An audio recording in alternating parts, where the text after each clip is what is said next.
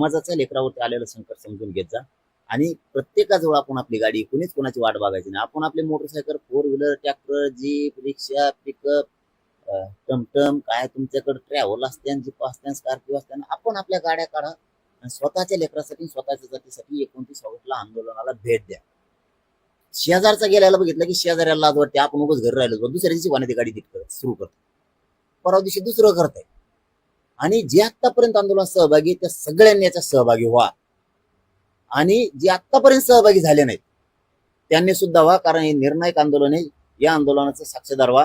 कधी तुमचा नातू पंतू पोरग तुम्हाला म्हणलं पाहिजे माझा आंदोलनात आजा त्या आंदोलनात होता, नाही तर मग नाव ठेवते आमचा आजा गावातच हागत होता बा, पण तिकडे गेलाच नाही आंदोलनात मराठीच्या लढाईत. म्हणजे डाग लागून कुणी मरू नका.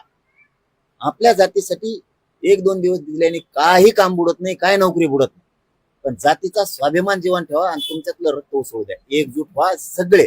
29 ऑगस्ट पासून आंतरवली यायला सुरुवात करा.